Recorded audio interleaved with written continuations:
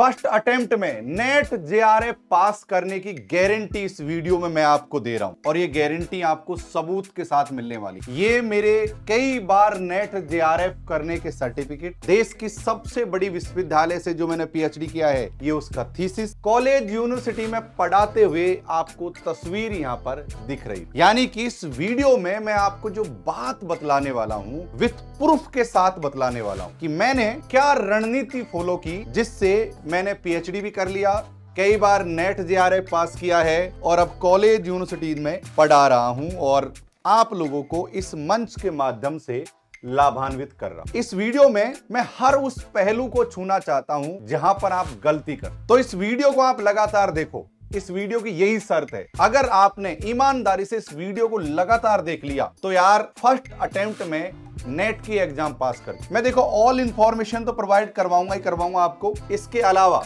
आपको पेपर 1 और पेपर 2 में तैयारी करते समय किन किन चीजों का ख्याल रखना है और हर चीज पर मैं फोकस करूंगा जो आप गलती कर। तो यार शुरू करते हैं धमाकेदार वीडियो। देखिए मेरा नाम डॉक्टर लोकेश बाली है। आपको इस चैनल पर मैं हायर एजुकेशन से संबंधित इंफॉर्मेशन देता रहता हूं। तो आप हायर एजुकेशन में जाना चाहते हैं तो इस चैनल को जरूर से सब्सक्राइब कर लीजिए। देखो यार मैं हर चीज सबूत के साथ करना चाहता हूं। मैंने एक वीडियो बनाया है जिसमें मेरे कई स्टूडेंट ऐसे हैं जिन्होंने एक अटेम्प्ट में एग्जाम को पास किया है। ये इस तरह होगा, इनका एक वीडियो मैंने डाल रखा है अपने चैनल पर। इन्होंने एमए के फर्स्ट सेमेस्टर में ही जेआरएफ क्वालिफाई। चाहो तो इस वीडियो को आप देख सकते हो। कोई भी चीज दुनिया में असंभव नहीं। एनटीए नेट के लिए ढंग से पढ़ना चाहते हैं तो एक फोन नंबर लिख लीजिए 9। अभी नहीं बतलाऊंगा, आगे तो देखते जाओ। तो कैसे करेंगे जेआरएफ? तो योग्यता की सबसे पहले बात करेंगे, फिर हम रणनीति पर आएंगे क्योंकि पहले बेसिक समझेंगे तभी हम आगे की चीजों को समझने का प्रयास करें। तो अगर आप अभी अप्लाई कर रहे हो, फॉर्म अप्लाई करोगे तो सबसे पहले योग्यता की बात कर लेते हैं कि अगर आप प्रोफेसर बनना चाहते हो और लाखों रुपए कमाना चाहते हो तो आप सबसे पहले ये जान लो कि आप योग्य हैं या नहीं है इस एग्जाम। देखो यार आपको सबसे पहले क्या करना पड़ेगा, अगर आप नेट पास करना चाहते हो, जेआरएफ पास करना चाहते हो तो आपके पास एमए की डिग्री होनी चाहिए या उस समय आप एमए कर रहे होने चाहिए। यानी एमए अपेयरिंग में हो, यानी एमए का मतलब एमए एमकॉम यानी पीजी कोर्स के दौरान आप अपेयरिंग में हो तो first sem, second same, third, fourth किसी भी सेम में आप फॉर्म को अप्लाई कर सकते हैं। तो यार एमए की डिग्री होनी चाहिए। अगर आपने डिग्री कंप्लीट कर लिया है तो मैं आपको बतला दूं, अगर आप एसटी, एससी, ओबीसी जो मैं नॉन क्रिमिलियर एनसी लिख दिया मैंने, आप इन कैटेगरीज में आते हो तो आपको 50% आपकी पीजी में यानी एमए के दौरान, एमए एमकॉम के दौरान होनी जरूरी। अगर आप सामान्य वर्ग से आते हैं तो सामान्य वर्ग में आपकी 55% कम से भी कम होनी चाहिए। ये चीज आपको ध्यान रखनी है। यहां पर आपको लिख रहा हुआ 55% जनरल के लिए जिसमें ईडब्ल्यूएस भी शामिल है और एसटी, एससी, ओबीसी के लिए आपको साथियों 50% यानी 5% का यहां पर इनको लाभ दिया। तो सबसे पहले ये देख लेना, अगर आप अपेयरिंग में हैं तो कोई दिक्कत वाली बात। हाँ, अगर आपने एमए कंप्लीट कर लिया है, पीजी कंप्लीट कर लिया है तो इतनी परसेंटेज तो एटलीस्ट आपकी होनी ही होनी चाहिए, अन्यथा आपका एमए करने का कोई सेंस नहीं बनता है। आगे चलते हैं, एग्जाम की फीस क्या लगती है। देखो जब भी आप फॉर्म फिल करते हो तो ये आपको एग्जाम की फीस दिखाई दे रही हो। अगर आप अनरिजर्व कैटेगरी से आते हैं तो आपको 1000 रुपए फीस पे करनी पड़ेगी। अगर आप एससी एसटी से आते हैं, पीडब्ल्यूडी से आते हैं तो आपको 250 फीस पे करनी होगी। अगर आप ईडब्ल्यूएस और ओबीसी से आते हैं तो आपको 500 फी पे करनी होगी जब भी आप फॉर्म फिल करते हैं। आगे बढ़ते हैं, जान लेते हैं एग्जाम का पैटर्न क्या है और ये भी जानेंगे कि कब कब एग्जाम होता है। एग्जाम के पैटर्न पर आगे बढ़ेंगे। सबसे पहले मैं आपको बता दूं कि 2 पेपर होते हैं यहां पर। आइए जान लेते हैं एग्जाम में कितने पेपर होते हैं। 2 पेपर होते हैं। एक होता है पेपर फर्स्ट जो सामान्य पेपर होता है, यानी कि ये पेपर हर स्टूडेंट के लिए होता है और ये होता है, एक होता है पेपर सेकंड, अर्थात ये विषय का होता है, सब्जेक्ट का होता है यानी मुख्य पेपर। अगर हम बात करें इस सामान्य पेपर की तो ये साथियों 50 क्वेश्चन आते हैं इसमें और इसमें आते हैं 100 क्वेश्चन, यानी 150 क्वेश्चन आते हैं टोटल। 3 घंटे की एग्जाम होती है जिसमें 100 क्वेश्चन आते हैं आपके सब्जेक्ट के और 50 क्वेश्चन आते हैं आपके सामान्य पेपर। 3 घंटे की एग्जाम होती है, ऑनलाइन एग्जाम लगती है। आगे बढ़, अब हम बात करते हैं कि कौन कौन से मीडियम में आप इस एग्जाम को दे सकते। मीडियम की बात करूं तो इसको हिंदी एंड इंग्लिश दोनों लैंग्वेज में दे सकते। हिंदी और इंग्लिश दोनों लैंग्वेज में आप इसको दे सकते हैं। आप जब फॉर्म भरेंगे तब आपको हिंदी और इंग्लिश सेलेक्ट नहीं करवाई जाती है।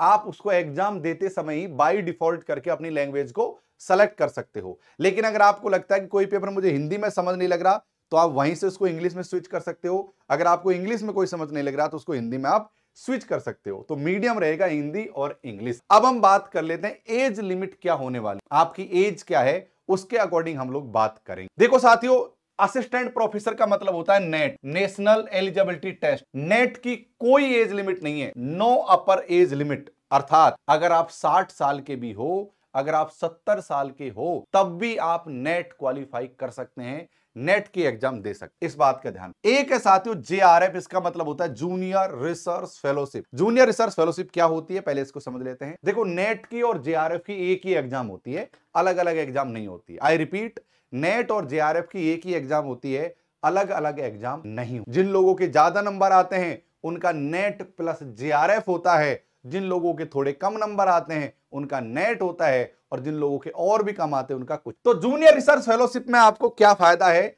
अगर आप जेआरएफ पास करते हो तो आपको लगभग 35 से 40 हजार रुपए, आई रिपीट 35 से 40 हजार रुपए तक की फेलोशिप पर मंथ मिलती है। अर्थात आपको साथियों 25 लाख रुपए तक का अमाउंट अगले 5 साल में घर बैठे ही मिलेगा, जो मुझे मिला था अपनी पीएचडी करने के दौरान। मुझे मिला था, आपको भी साथियों ये फेलोशिप मिल जाए। तो ध्यान रहे, जेआरएफ पर ही आपको फोकस करना है। अब जेआरएफ की एज लिमिट के बारे में बात कर लेते हैं। आइए देखो, अगर आप एसटी, एससी, ओबीसी, पीडब्ल्यूडी और सभी महिला, अगर आप सभी में कोई भी कैटेगरी की महिला हैं, तो आपको 35 एज मैक्सिमम होनी चाहिए आपकी। अधिकतम 35 साल से ऊपर अगर आप हैं तो आप इसके लिए एलिजिबल। हाँ, तो 35 साल की उम्र तक अगर आप इस कैटेगरी में आते हैं, सभी महिलाएं, एसटी, एससी, ओबी, तो 35 साल तक के लोग यहां पर जेआरएफ कर सकते। अगर रही बात सामान्य वर्ग की, तो सामान्य वर्ग मेल के जो लोग हैं वो 30 वर्ष तक जेआरएफ की एग्जाम को पास कर, यानी जेआरएफ अगर आप 30 वर्ष तक आकर जेआरएफ कर ली तो कर ली, अगर आप इसके आगे तो फिर आपको नेट से ही समझेगा। अगर आप जेआरएफ कर लेते हो तो साथियों इतना बड़ा अमाउंट आपको हर महीने पीएचडी करने के दौरान मिलेगा। मैंने पीएचडी के लिए वीडियोस बना रखे हैं, आप उन वीडियोस को भी देखें। हाँ, एक और बात बतला दूं मैं आगे, कि यार आगे इस वीडियो में मैं आपको एक ये बतलाने वाला हूं, एक यूट्यूब चैनल बनाया मैंने, आज आगे नाम बतलाऊंगा। उस YouTube चैनल पर मैं आज से नेट जेआरएफ की क्लासेज लेना शुरू कर रहा हूं। तो चाहे इस वीडियो को आप 6 महीने, 12 महीने, 1 साल बाद देखो, तब भी आपको डिस्क्रिप्शन में उस YouTube चैनल की लिंक मिल जाएगी। उसका नाम है ऑफ कैंपस डॉक्टर लोकेश बाली। तो जाइए, नीचे डिस्क्रिप्शन पर लिंक मिल जाएगी, उस पर क्लिक करके उस चैनल को जरूर से सब्सक्राइब कर लेना। वहां पर आगे डिटेल में आपको ऐसे उसकी बतलाने। आगे बढ़ते हैं और चीजों को समझ। अब हम बात करते हैं साथियों रिजर्वेशन क्राइटेरिया की, क्योंकि बहुत से स्टूडेंट्स के मन में हमेशा रिजर्वेशन को लेकर एक अलग अलग भ्रांतियां रहती हैं, वो यहां पर स्पष्ट रूप से दर्शा रखे। और खासकर ईडब्ल्यूएस और जनरल कैटेगरी के लोगों को हमेशा समस्या रहती है कि सर हमको जनरल कैटेगरी से अप्लाई करना चाहिए या फिर ईडब्ल्यूएस से अप्लाई करना। देखो, मैं आपको बतला दूं, जो एससी का जो कोटा है वो 15%, एसटी का कोटा है वो 7.5% है, ओबीसी का 27% है, और साथियों यहां पर ईडब्ल्यूएस का 10%। अब मैं आपको बतला दूं कि अगर आप ईडब्ल्यूएस कैटेगरी में आते हैं, यानी इसमें जो क्राइटेरिया है उसको अगर आप फुलफिल करते हैं, तो मैं ये कहूंगा कि आप ईडब्ल्यूएस से फॉर्म भरना जनरल कैटेगरी के विद्यार्थी, क्योंकि 10% अपने आप में बहुत बड़ा नंबर है, क्योंकि नंबर ऑफ लोग कम है और 10% का पूरा फायदा आप इस समय उठा लेना। तो सामान्य वर्ग के लोग अगर ईडब्ल्यूएस कैटेगरी को फुलफिल करते हो तो मैं कहूंगा ईडब्ल्यूएस से अप्लाई करना, ना सामान्य वर्ग। अब इतनी सारी बातें हो गई हैं, अब मैं जो मूल मुद्दा है हमारा कि फर्स्ट अटेम्प्ट में कैसे पास, उस पर आता हूं। क्योंकि अभी तो मैंने आपको सामान्य बातों के बारे में बतलाया कि भाई इन चीजों को आप फॉलो अप करोगे तो आपका काम। एक बात और छूट गई थी, साल में ये एग्जाम 2 बार होती है। क्या होती है? साल में ये एग्जाम 2 बार होती है। एक बार होती है जून जुलाई के महीने में। क्या होती है साथियों? जून जुलाई के महीने में। और एक होती है साथियों दिसंबर। यानी साल में 2 बार एग्जाम होती है 6-6 महीने में। एक तो जून के महीने में, एक दिसंबर के महीने। जून के महीने के जो फॉर्म है साथियों वो मार्च में भरे जाते हैं, मार्च अंत लास्ट तक, और जो दिसंबर के फॉर्म है साथियों अक्टूबर में भरे जाते। वैसे थोड़ा बहुत आगे पीछे हो सकता है, लेकिन इसी समय ये फॉर्म फिल किए जाते। अब सबसे बड़ी बात यह है कि नेट की एग्जाम को पास करने के लिए आपको कहीं पढ़ने जाने की जरूरत नहीं है, कि यार आपने कोर्स करना पड़ेगा, जैसे बीएड नहीं होता, जैसे बीएड में कोर्स करना पड़ता है साल के लिए 2 साल के लिए, इस तरह की कोई प्रॉब्लम नहीं रहती। आप घर बैठो, आजकल तो ऑनलाइन ऑफलाइन कितनी क्लासेज होती, जैसे भी पढ़ो घर बैठकर और आपका नेट पास हो जाएगा और आप प्रोफेसर के लिए तो ये चीज का आप ध्यान रखना। तो ये मैंने आपको पैटर्न बताया। अब कट ऑफ के बारे में भी चर्चा कर लेते हैं, क्योंकि कुछ लोगों का ये भी मानना है कि सर कट ऑफ कितनी जाती। देखो मैं आपसे ये कह देता हूं कि पहले क्या था, पहले इस एग्जाम को कैसे हुआ करती थी, जब ये पहले जो एग्जाम ना ये यूजीसी लिया करता था, इस पहले इस एग्जाम को कौन लिया करता था, यूजीसी लिया। फिर यूजीसी ने इस एग्जाम को सीबीएसई को सौंप दिया, सीबीएसई को सौंप दिया था कि आप हमारी एग्जाम को कंडक्ट। अब सीबीएसई ने इस एग्जाम को एनटीए को सौंप दिया है, NTA national testing agency. NTA को वर्तमान में जो आपके एग्जाम करवाता है वो एनटीए करवाता है इस समय, जो एनटीए को सौंप। अब सुनिए आगे की दास्तान क्या है। अब कट ऑफ की बात क्या करूं, पहले जो था ना साथियों, पेपर 1 को पास करना कंपलसरी हो कि यार पर्टिकुलर, यानी आपको 20 क्वेश्चन अगर आपके पेपर 1 में सही हैं तो काम बन जाएगा। लेकिन अभी ऐसा नहीं है।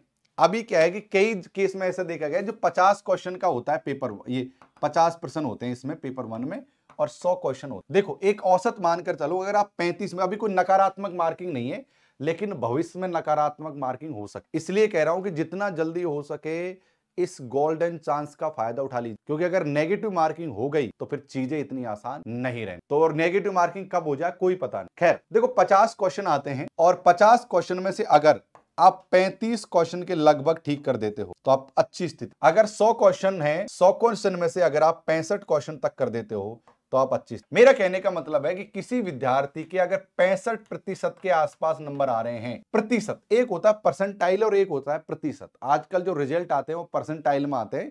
परसेंटाइल का मतलब होता है जो नंबर ऑफ स्टूडेंट, कितने लोग एग्जाम दे रहे हैं उसके आधार पर परसेंटाइल। लेकिन मैं परसेंटेज की बात कर रहा हूं कि जो लोग 65% के आसपास जो लोग लेकर आते हैं उन लोगों का साथियों क्या होता है, नेट पास हो जाता है। और जो लोग 70% से लेकर 75% तक लेकर आते हैं उनका जेआरएफ पास। मैं एक बात फिर भी क्लियर करना चाहूंगा कि हर सब्जेक्ट की, हर कैटेगरी की अलग अलग कट ऑफ जाती, लेकिन ये जो मैं आपको लमसम एक कट ऑफ बतला रहा हूं भाई, इतनी तो जाती ही जाती। वैसे किसी में कम जाती है, किसी में ज्यादा जाती है, 1-2% का फर्क रहता है, लेकिन मैंने एक ओवरऑल आइडिया दे दिया है। अगर आप सोच रहे हो कि मेरी तो 50% पे जेआरएफ हो जाएगा, तो ऐसा नहीं है।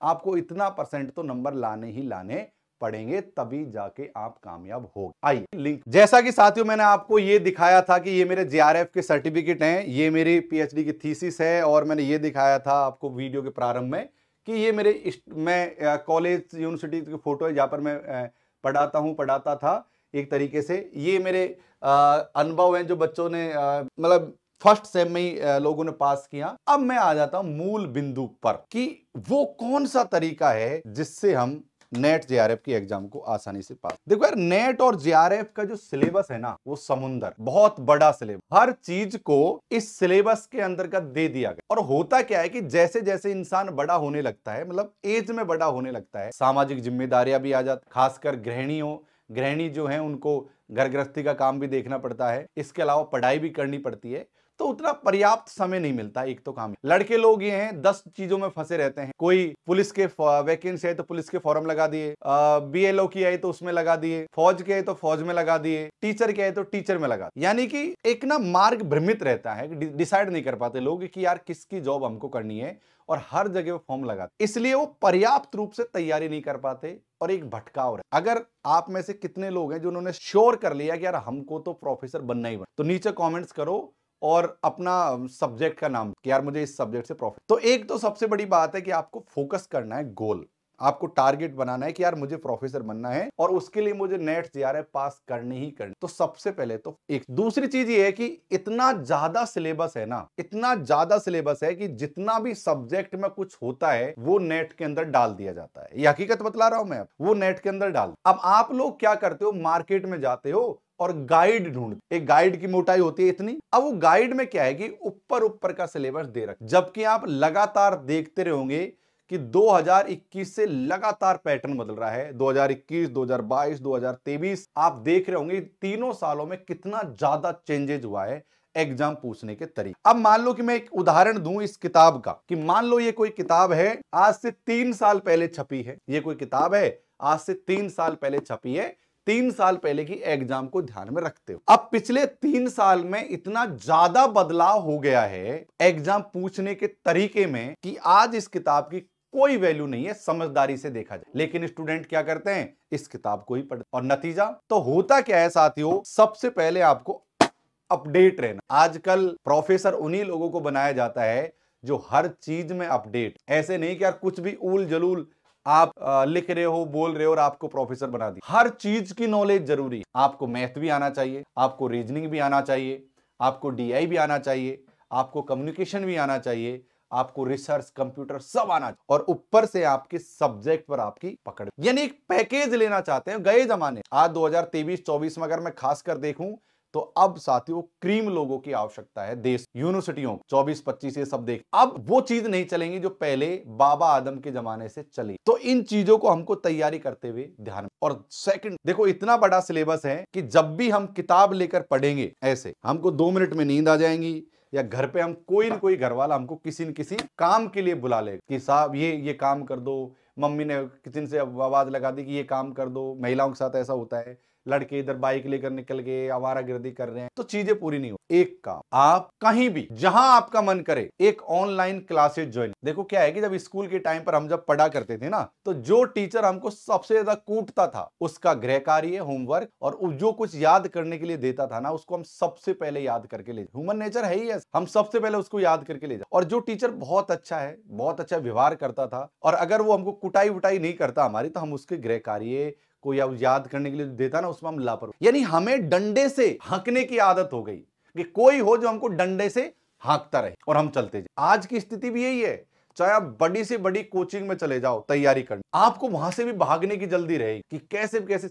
सर एक बार ये कहते कि जाओ घर, भेड़ बकरियों की तरह भागो। आपने कोई कोचिंग अगर करी हो ना, तो वहां देख लेना, टीचर के निकलने से पहले तो छात्र भागने लग जाते, जबकि उनको पता है कि हम पूछ सकते हैं, कुछ अच्छा पढ़ सकते हैं, नौकरी के लिए जरूरी, पर वो ऐसा नहीं। सेम चीज यहां अप्लाई हो, अगर आप प्रोफेसर बनना चाहते हो तो कहीं भी एक क्लास ज्वाइन, उससे क्या है कि आपका नियमित समय पर सिलेबस होता है। अगर आप थोड़ी मोड़ी फीस भी किसी को प्रोवाइड करवा दोगे ना यार, तो घर वाले भी कहेंगे भाई क्लास क्यों नहीं देख रहा, अभी तो फीस भरी थी आपकी हमने। आपको घर वालों के डर से, या फिर जो पढ़ाते रहेंगे जो टीचर, वो भी आपसे कह देंगे भाई क्लास में क्यों नहीं आ रहा, तो उसके डर से आप क्लास देख, और जैसे जैसे क्लास देखते रहोगे आपको पता भी नहीं लगेगा कि आपका सिलेबस कब। एक काम ये भी फर्स्ट अटेम्प्ट में पास करने के लिए जरूरी है, क्योंकि मैं अधिकांश स्टूडेंट को देखता हूं, उनको लगता है कि हमको सर गुरुजी पेपर 1 नहीं आता, बस सर पेपर 1 नहीं आता हमको, फिर और में तो हमने महारत हासिल कर रखी। मैंने कि भाई कहां कैसे पता लगा कि तुमने महारत हासिल कर रहा, कैसे आइडिया आया? सीरीज पढ़िए ग्रेजुएशन में, सीरीज पढ़िए पीजी में, एमए करते दौरान, कहां से इतना ज्ञान आया? ये गलती मत, प्रॉपर तरीके से पढ़ो, किसी टीचर के गाइड। एक दूसरी और सबसे महत्वपूर्ण बात है कि जब भी आपको, एक तो पीवाईक्यूज को जरूर पढ़ना है। क्या पढ़ना है? पीवाईक्यूज का मतलब होता है प्रीवियस ईयर के पेपर। अब प्रीवियस ईयर के पेपर आपको बहुत ज्यादा पुराने नहीं, पिछले 3 साल, अगर आप 2023-24 के एग्जाम दे रहे हैं तो मैं कहूंगा 21, 22, 23 के पेपर, 21, 22, 23 के पेपर पढ़ो, कल्याणी। चाहो तो 2020, 19 का भी आप, क्योंकि बहुत पीछे जाने से आप फिर भटक जाओगे। क्योंकि आजकल जो एग्जामिनर है ना, उसने लैंग्वेज के स्तर पर पेपर को कठिन बना रखा। क्या बना रखा है? लैंग्वेज के स्तर। अगर आप शब्दों को समझकर पढ़ोगे तो आपके लिए इस पेपर को पास करना। तो एक तो पीवाईक्यूज को हमको इस तरीके से पढ़ना, और सबसे बड़ी बात देखो सिलेबस बहुत ज्यादा। मैं हमेशा एक बात कहता हूं कि आज के जमाने में क्या पढ़ना है ये ज्यादा जरूरी नहीं है इस चीज को जानना। हर किसी के पास सिलेबस, आज के जमाने में क्या पढ़ना है इस चीज को जानना जरूरी नहीं है, क्या छोड़ देना है उसकी अंडरस्टैंडिंग होना ज्यादा जरूरी, कि भाई हमको इन चीजों को छोड़। अगर ये समझ आपने कर ली ना, तो ये लगा लो कल्याण। और इस समझ को ही समझदारी कहते, क्योंकि पढ़ने में और पढ़ाई करने में फर्क है। हर कोई पढ़ता है, लेकिन कोई पढ़ना बहुत कम लोग जानते, और जो लोग पढ़ना जान जाते हैं वो इस एग्जाम। एक अगली बात, बिंदु नंबर 4-5, देखो यार, जब भी हम पढ़ते हैं ना, एक चीज को ध्यान रखना, जब भी हम पढ़ते हैं आप एक चीज को ख्याल रखना, नोट्स बनाना बहुत ज्यादा जरूरी है।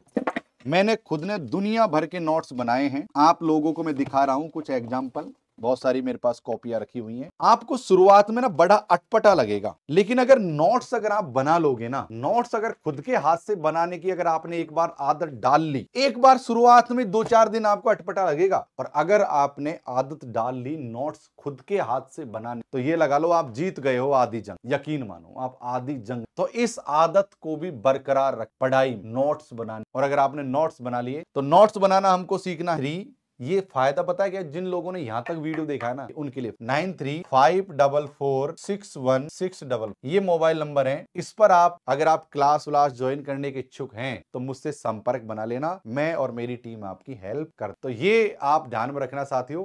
अगर आपको फोन नंबर ढंग से नहीं दिख रहे तो मैं कलर चेंज कर लेता हूं पेन का और फिर से लिख 93544616। आप इस नंबर पर संपर्क बना। यकीन मानो साथियों, एक झटके में फोड़ दोगे एग्जाम इन बच्चों की। चाहो तो इसका इंटरव्यू देख लेना, मेरे चैनल पर पड़ा हुआ है, जिसने एमए के फर्स्ट सेम में इस एग्जाम को क्वालिफाई। तो उम्मीद है साथियों कोई डाउट्स होंगे तो कमेंट्स करके बताओगे आप मुझे, और आप भी मेरी तरीके से इस तरीके से कॉलेज पढ़ाओ। इस वीडियो को देखने के लिए खूब धन्यवाद। Thank you.